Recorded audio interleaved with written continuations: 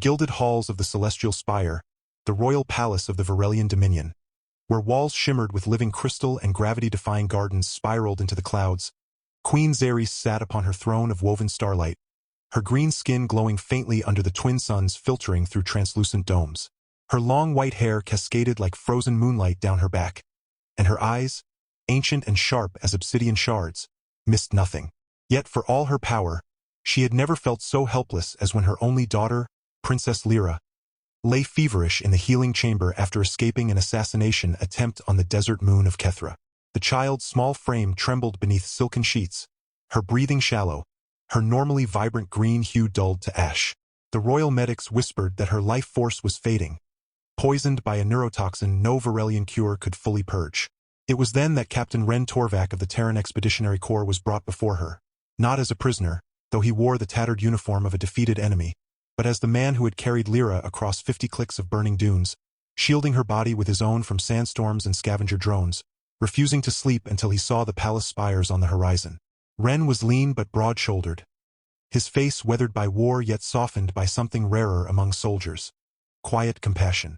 His dark eyes held no arrogance, only exhaustion and concern. When the guards shoved him forward, he didn't kneel. He simply stood, swaying slightly, and asked, "Is she alive?"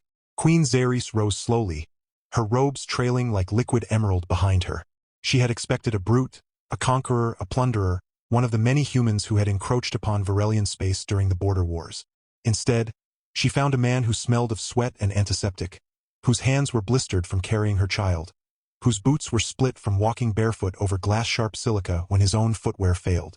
And yet, even now, his first words were not for mercy or reward but for Lyra. The Queen's shock deepened when she reviewed the surveillance logs from Kethra. There, in grainy footage captured by a dying drone, Ren, wounded himself, bleeding from a plasma burn across his ribs, had knelt beside the unconscious princess, wrapped her in his thermal blanket, and sung a low, off-key lullaby in Terran standard while checking her pulse every few minutes. He'd rationed his last canteen between them, shared his protein bars with desert rodents to keep predators away, and once, when a sand viper slithered toward Lyra's exposed arm, he'd crushed it with his bare hand, then cleaned the bite wound on his own leg without a sound. "You are human?" Xerxes said later, when they stood alone in the moonblossom garden, petals drifting around them like snowflakes made of light. "Your kind bombarded our outposts. You killed my generals. You called us monsters in your broadcasts." Ren didn't flinch. "And your kind shot at unarmed medevac shuttles. War makes monsters of everyone, your majesty. But children, they're just children." Something in his voice, raw, unguarded, made the Queen's throat tighten. She had ruled for 3 centuries, commanded fleets that shattered stars. Yet no diplomat, no warrior, had ever spoken to her with such plain honesty. That night, she invited him to dine in the Star Chamber, where constellations moved in real time above their table. Ren ate with his fingers, laughed too loudly at a joke about zero-gravity soup, and accidentally spilled Lumina wine on a ceremonial rug worth more than a battlecruiser. The courtiers gasped. Xerxes almost smiled. Days passed. Ren was given quarters near the healing wing, not as a guest but not quite a prisoner either. He visited Lyra daily, bringing her small things: a carved wooden bird he whittled from scrap metal, a data chip of Earth folk songs, a smooth stone from Kethra he claimed brought luck. At first, the princess barely stirred. But on the 7th day, as Ren sat by her bedside humming that same lullaby, her tiny fingers twitched, and then curled around his thumb. Her eyes fluttered open, clouded with pain but clear with recognition. "You came back," she whispered. "I never left," he said gently. When Queen Xerxes heard this, she did something unprecedented. She dismissed her entire council and walked alone to the healing chamber. There, she found Ren asleep in a chair, head tilted awkwardly against the wall, still holding Lyra's hand. The child was finally sleeping peacefully, her color returning. In that moment, watching this human, a soldier bred for destruction, tend to her daughter with the tenderness of a parent, Xerxes felt something crack inside her chest. Not grief, not suspicion, something warmer, terrifyingly unfamiliar: hope. The next morning, she summoned him to the obsidian throne room, its floor polished to mirror the sky. Courtiers lined the walls, whispering behind jeweled fans. Ren arrived in clean but simple attire, his posture relaxed despite the weight of 1,000 judging eyes. "Captain Torvak," Xerxes began, her voice echoing through the vast chamber. "You have done what none of my warriors would dare. Risk everything for a child not your own, of a species you were taught to hate." Ren shifted. "She needed help, your majesty. That's all I saw." The queen stepped down from her throne, her movements fluid as water. She stopped inches from him, studying his face as if memorizing every line. Then, in a voice so soft only he could hear, she said, "Lyra has no father. My mate perished in the first incursion. Since then, I have raised her alone, surrounded by advisors who see her only as an heir, not a heart." She paused, her white hair catching the light like spun silver. "But you saw her, truly saw her." Ren blinked. "I don't understand." Xerxes took a breath, as if steadying herself against a storm. "Then let me be clear." She turned to face her court, her voice rising with regal authority. "By the laws of the Varelian Accord, I invoke the right of kinship bond. Captain Ren Torvak of Terra shall henceforth be named guardian father to Princess Lyra Varelis." Gasps rippled through the chamber. A human, a former enemy, as royal guardian? It was unheard of. Some nobles looked outraged, others intrigued. Ren's jaw dropped. "Your Majesty, I can't. I'm just a soldier. I don't know your customs, your language, You know kindness," Xerxes interrupted firmly. "And in a galaxy drowning in ambition and blood, that is rarer than any throne." Her expression softened. "Just for him. Stay. Teach her courage. Teach her laughter. Teach her that not all humans are conquerors, and not all Varelians are cold." Ren wanted to refuse.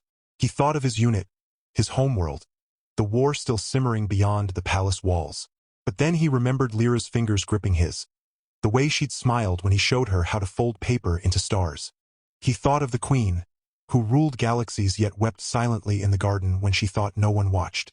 "I'll stay," he said finally, voice rough, "but only if you promise me one thing." Xerxes arched a brow. "Name it." "That I never have to wear those ridiculous feathered hats your diplomats love." For the first time in decades, the queen laughed. A bright, ringing sound that startled birds from the ceiling vines. The court froze in disbelief. Their sovereign, laughing? Over a human's joke? From that day on, Ren became a fixture in the palace. He trained with the royal guard, much to their initial disdain, until he disarmed their captain using only a soup ladle during a banquet mishap. He taught Lyra Terran card games, which she mastered so quickly she started winning credits from unsuspecting ministers. He even tried cooking, resulting in a minor kitchen fire that Xerxes declared the most entertaining incident since the Great Jellyfish Uprising of 2241.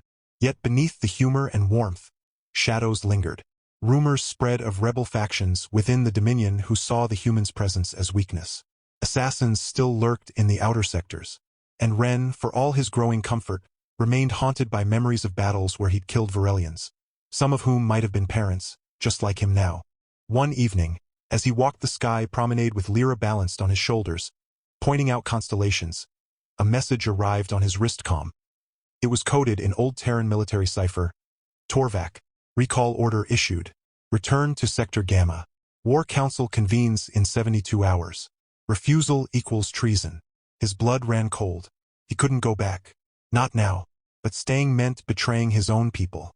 That night, he found Xerxes in the war room, holographic maps flickering around her as she strategized against insurgent cells. "I got orders," he said quietly, standing in the doorway. "They want me back." She didn't turn immediately. "And what do you want, Ren?" He hesitated. "I want to protect her. Both of you." Xerxes finally faced him, her eyes unreadable. "Then you must choose. Will you be a soldier of Terra, or a father of Varelia?" Before he could answer, alarms blared through the palace. Red lights pulsed along the corridors. A guard burst in, breathless. "Your Majesty! Rebel forces have breached the lower citadel. They're heading for the royal nursery." "Lyra." Ren didn't think. He ran. He reached the nursery just as 3 armored insurgents kicked down the door. Lyra huddled behind her bed, clutching the wooden bird he'd carved. Without hesitation, Ren tackled the lead attacker, using the man's momentum to slam him into a wall. He disarmed the second with a twist of his wrist, then used the stolen pulse rifle to disable the third's weapon with a precise shot. All in under 10 seconds. Panting, he scooped Lyra into his arms. "You okay, Starlight?" She nodded, tears in her eyes but trust in her gaze. I knew you'd come. Behind them, Queen Xerxes appeared, flanked by elite guards. She took in the scene. The disabled rebels, Ren shielding Lyra with his body, the broken door, and her expression shifted from fury to something deeper. Pride, relief, affection. Later, in the aftermath, as medics treated a cut on Ren's forehead, Xerxes approached him alone in the balcony overlooking the city. The twin moons cast silver paths across the rivers below. You saved her again, she said. I'd die before I let anything happen to her, he replied without hesitation. Xerxes was silent for a long moment. Then softly, what if I told you there's another way? A way to stay, not just as guardian but as family. Ren looked at her, confused. I don't follow. She stepped closer, her white hair glowing in the moonlight, her green skin luminous with emotion. The Varelian bond of kinship, it can be made permanent. Through marriage. Ren choked on air. Marriage? To you. Not out of duty, she said quickly, a rare vulnerability in her voice. But because I've watched you, the way you laugh with her, the way you stay up late reading her stories even when you're exhausted, the way you look at her like she hung the stars. She met his eyes. I've spent centuries building an empire, but you've given her something I never could. The feeling of being truly safe. Ren's mind reeled. Marry an alien queen? Become prince consort to a galactic dominion? It sounded like a bad holodrama. And yet, he thought of Lyra's smile, of Xerxes' quiet strength, of the strange, beautiful home he'd begun to build here. But I'm just a soldier, he murmured. You're more than that, Xerxes said. You're the man who carried my daughter through hell and sang her to sleep. That makes you worthy of anything. Before he could respond, Lyra came running onto the balcony, still in her nightgown, holding 2 steaming mugs. I made tea, she announced proudly. Well, the synth kitchen did. But I pressed the button. She handed 1 mug to Ren, 1 to her mother, then slipped her small hand into his. The 3 of them stood together under the stars, steam curling from their cups, the city humming below. Ren looked at the queen, really looked, not as a ruler, but as a woman who'd lost love, feared for her child, and dared to hope again. And he realized, with startling clarity, that home wasn't a planet. It was the people who made you feel like you belonged. I'll need lessons, he said finally, a slow smile spreading across his face. On royal etiquette, on Varelian history, on how not to set the ceremonial robes on fire. Xerxes' eyes sparkled. We'll start tomorrow. And as the moons rose higher, casting their silver glow over the celestial spire, a human soldier, an alien queen, and a little girl with green skin and wild white curls stood together. Not as strangers, not as enemies, but as something new, something fragile, something worth fighting for. Far below, in the city streets, rebels plotted and fleets mobilized.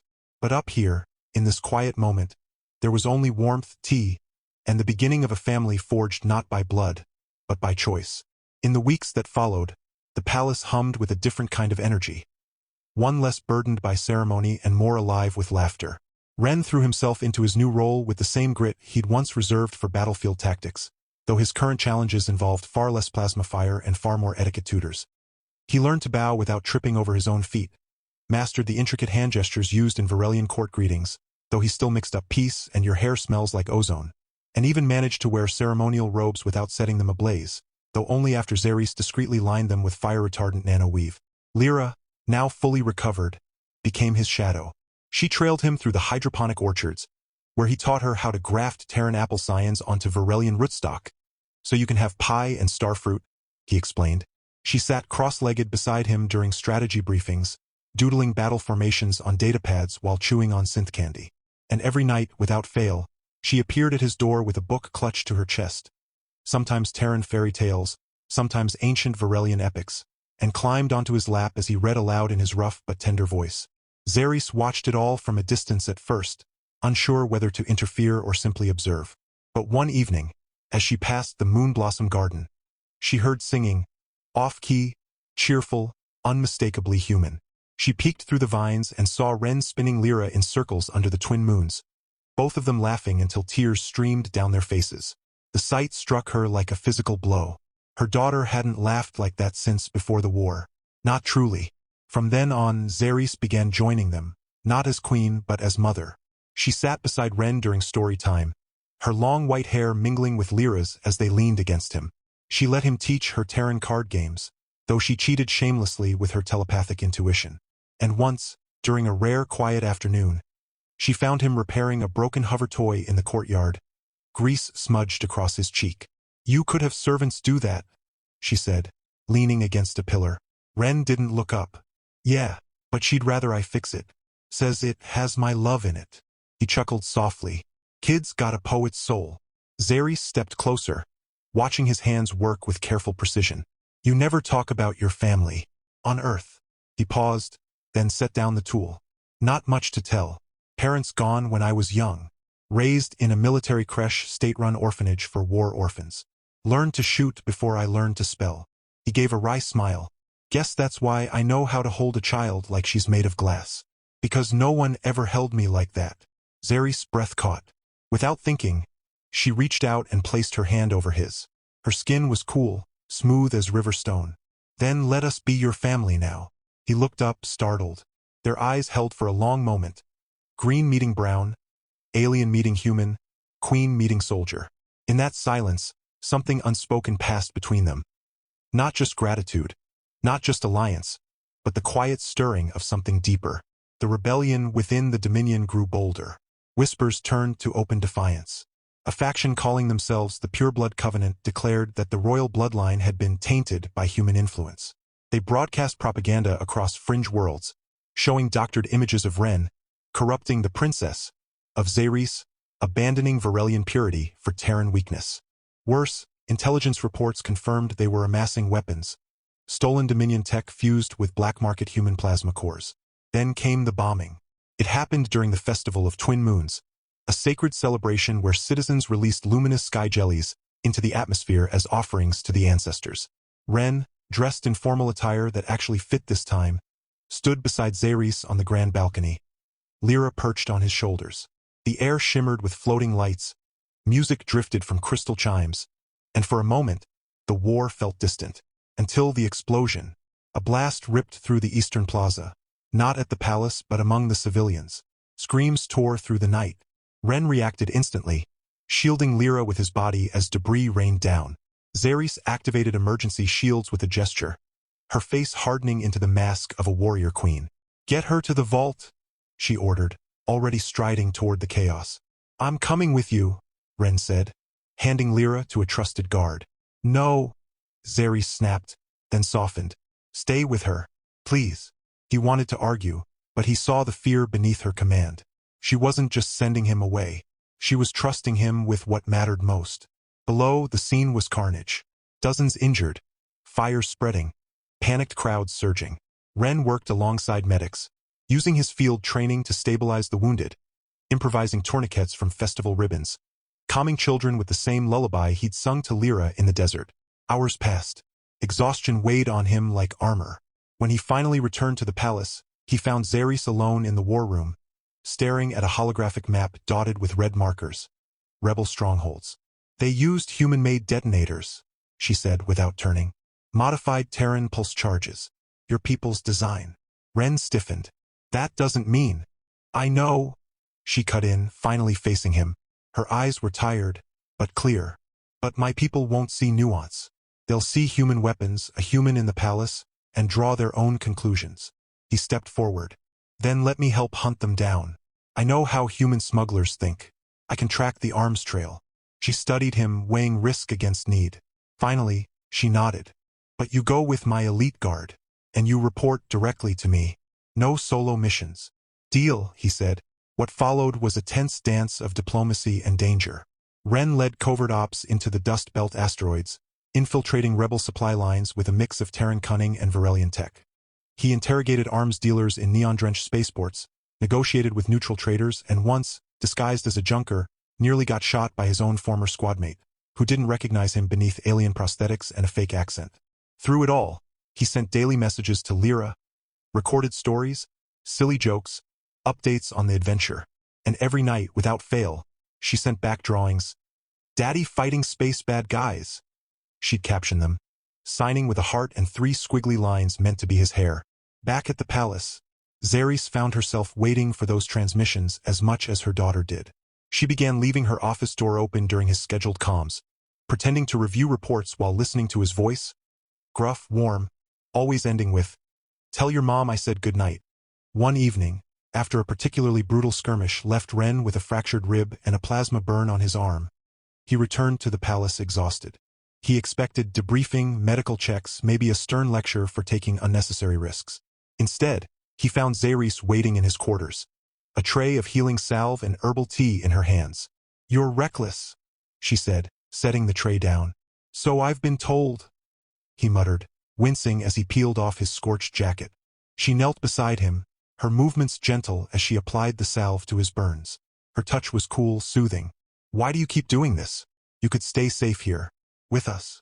He looked at her, really looked, saw the worry in her eyes, the way her fingers trembled slightly as they brushed his skin. "Because I'm not just protecting the Dominion," he said quietly. "I'm protecting you. Both of you." Xeris froze. Then, slowly, she leaned forward and rested her forehead against his shoulder. "Don't die out there," she whispered. "I couldn't bear it. Neither could she." He wrapped his uninjured arm around her, holding her close. For the first time, the line between duty and desire blurred beyond recognition. The final confrontation came on the volcanic moon of Xyris, where the Covenant's leader, a disgraced Varelian general named Forlac, had fortified an ancient forge temple. Intelligence confirmed he planned to launch a bioplague targeting hybrid DNA, specifically, anyone with human Varelian genetic markers.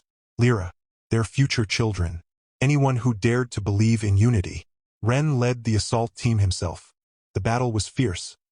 Molten rivers splitting the battlefield, drones swarming like angry hornets, Forlac himself wielding a gravity whip that could crush bone with a flick. But Ren fought with a ferocity born not of rage, but of love. He remembered Lyra's laugh, Xeris' quiet strength, the home they were building together. In the end, it was not brute force that won the day, but cunning. Ren feigned retreat, luring Forlac into the temple's core chamber, where Xeris, having arrived in a stealth cruiser, activated the ancient containment field.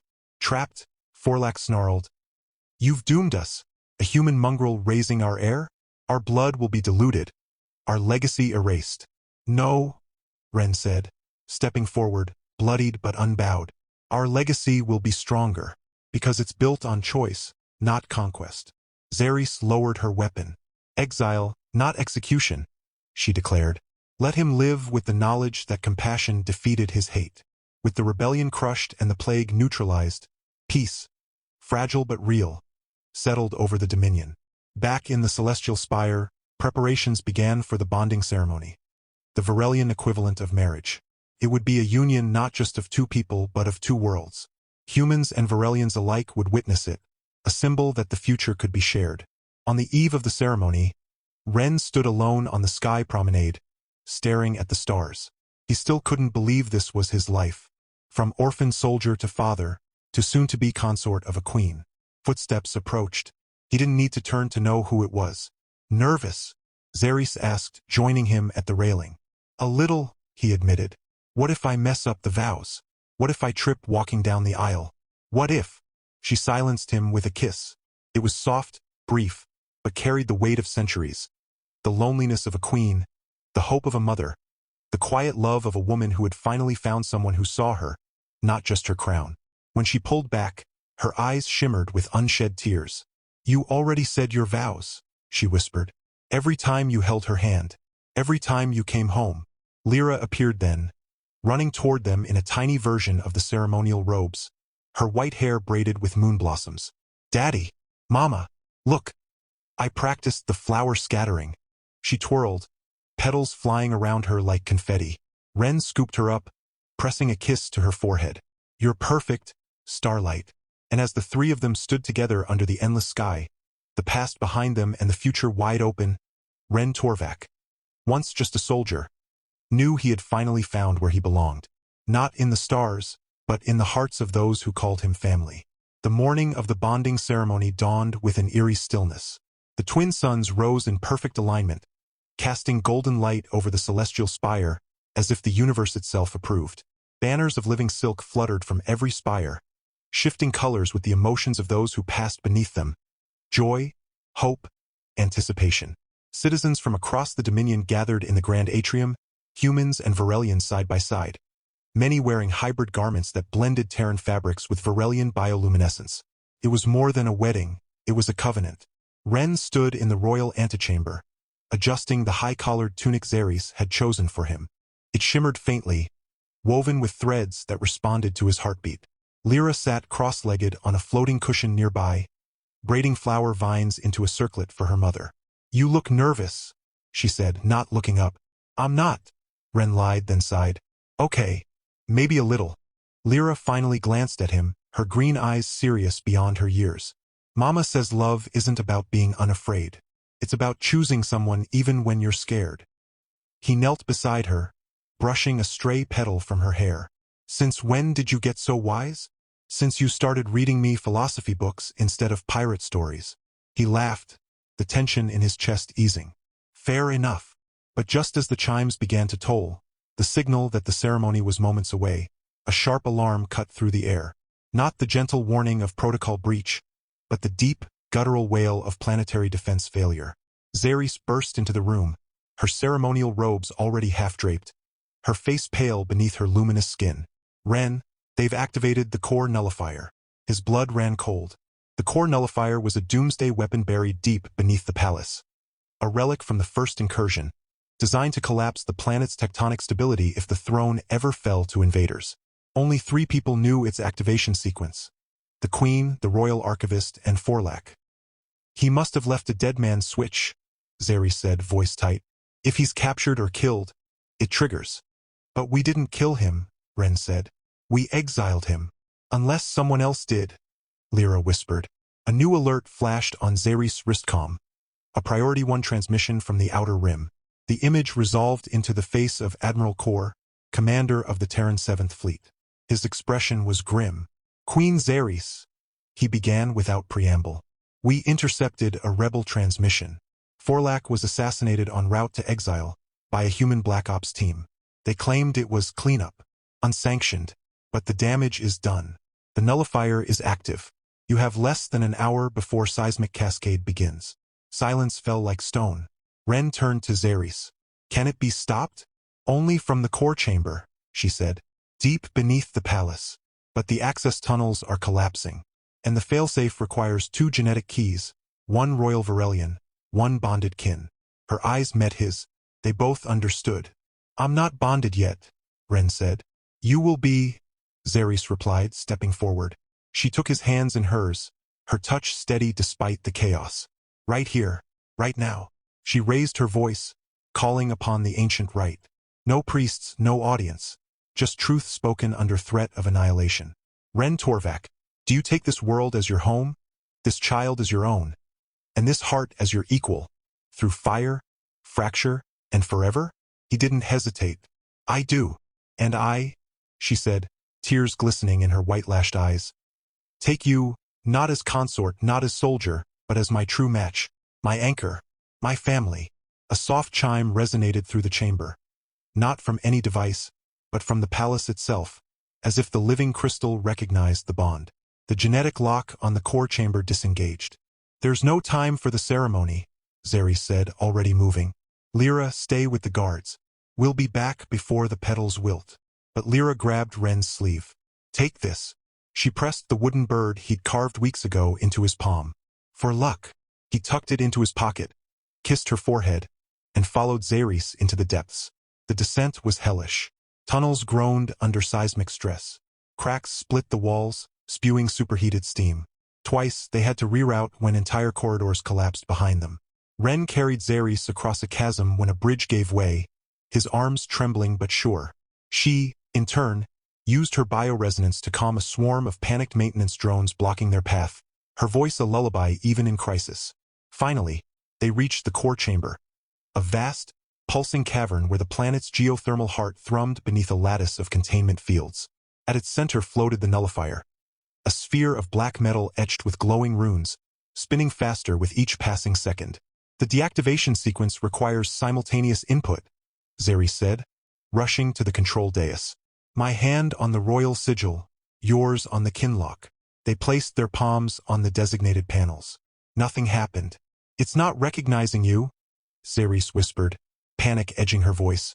The bond wasn't formalized in the eyes of the old code. Ren's mind raced. Then he remembered Lyra's words. Love isn't about being unafraid. He turned to Zerys, cupped her face in his hands, and kissed her, not as a gesture, but as a declaration. Deep, certain, full of everything he couldn't say in words. His devotion, his fear, his unwavering choice. And in that moment, the palace, ancient, sentient, woven from the dreams of generations, knew. The kinlock flared gold. The nullifier's spin slowed. The runes dimmed. With a final, shuddering hum, the weapon powered down. Silence. Then, distant but growing louder, came the sound of cheers, muffled through layers of rock, but unmistakable. The surface was safe. They collapsed against each other, breathless, laughing through tears. When they returned to the atrium, the crowd erupted. Not in celebration of a ceremony, but of survival, of unity. Lyra sprinted through the throng and leapt into Ren's arms, squeezing him so tight he wheezed. You came back, she whispered. Always, he promised. Admiral Kor appeared via hologram, bowing deeply. Queen Zerys, Captain Torvak.